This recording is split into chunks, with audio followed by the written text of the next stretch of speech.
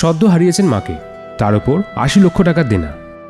যেই সময় দাঁড়িয়ে আমরা নতুন বছর উদযাপন করব বলে অনেক প্ল্যান করছি, ঠিক সেই সময় এক প্রকার বাধ্য হয়েই বইমেলা স্টল দিল এভারেজ ওই বাংলার মেয়ে পিয়ালি বসাক।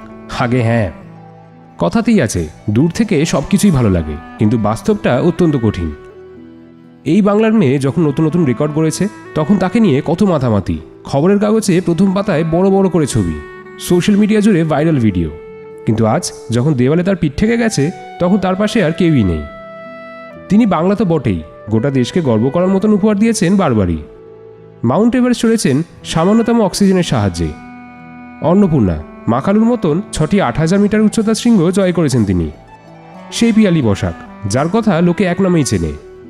আর আজ সেই চরম অর্থ সংকটে, মাথার ওপর বিরাট দেনার দায়। পরিস্থিতি সামাল দিতে চন্দননগর বইমেলায় স্টল দিলেন এভারেস্ট জয়ী কন্যা। সেই স্টলেও রয়েছে পাহাড়ের ছোঁয়া। পাহাড়ি পথে যেতে যেতে সেখানকার জ্যাকেট বা জুতো সংগ্রহ করতেন।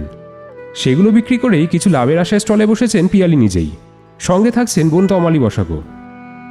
মাথার ওপর প্রায় ৮০ লক্ষ টাকার ঋণ, তার ওপর আরও শৃঙ্গ জয় করার অদম্য ইচ্ছে। স্টল থেকে সরঞ্জাম বেচে কিছুটা বাড়তি রোজগারের চেষ্টা করছেন পিয়ালি নিজেই। সঙ্গে উৎসাহীদের দিচ্ছেন পাহাড়কে এবং প্রকৃতিকে ভালোবাসার পাঠ। পিয়ালি পেশায় একজন স্কুল শিক্ষিকা, তবে আপাতত স্টল নিয়েই ব্যস্ত রয়েছেন তিনি। রয়েছে বিরাট ঋণের জন্য উদ্বেগ। সরকারি বা বেসরকারি কোনো স্তরেই কোনো সাহায্য পাননি তিনি। রাজ্যপাল সম্প্রতি তাকে পুরস্কৃত করেছেন, তবে 50,000 টাকার পুরস্কার মূল্য এখনও তিনি হাতে পাননি। আর এসবের মাঝে মন খারাপ পিয়ালির, সদ্য মাকে হারিয়েছেন যে। অক্টোবর মাসে প্রয়াত হয়েছেন পিয়ালির মা, বাবাও শয্যাশায়ী, যে কারণে বোনকে ভিন রাজ্যের চাকরি ছেড়ে চন্দননগরে ফিরতে হয়েছে। চন্দননগরে স্থানীয় এক সংঘের আয়োজনে মেলা শুরু হয়েছে গত 23শে ডিসেম্বর, চলবে 1 জানুয়ারি পর্যন্ত। দুপুর 2টোয় মেলার গেট খুললেও চন্দননগর কাটাপুকুরের বাসিন্দা পিয়ালির আসতে 4টে বেজে যাচ্ছে। আসলে তাকে তো স্কুলেও যেতে হয়, তাই সেই সব মিটিয়ে তাকে আসতে হচ্ছে। তার উপর বাড়িতে অসুস্থ বাবা।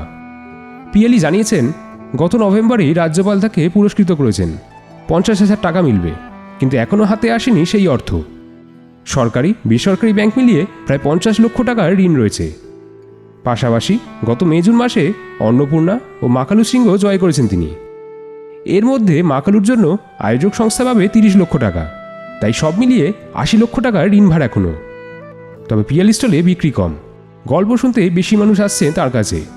কেউ কেউ আবার সেলিব্রিটি পিয়ালির সঙ্গে শুধু সেলফি তোলারই আবদার করছেন। তবে বরাবরের মতনই হাসি মুখে আবদার মেটাচ্ছেন বাংলার এই মেয়ে। এই ভিডিওটি সবার কাছে পৌঁছে দিন, যাতে তারা পিয়ালির কাছে গিয়ে শুধু সেলফির আবদার নয়, তাকে কিছু আর্থিক সাহায্য করে। কারণ আগামী দিনে যখন পিয়ালি বসাক আরও নতুন রেকর্ড করবে, তখন বাঙালি হিসেবে আমাদেরই গর্ববোধ হবে, কি তাই তো?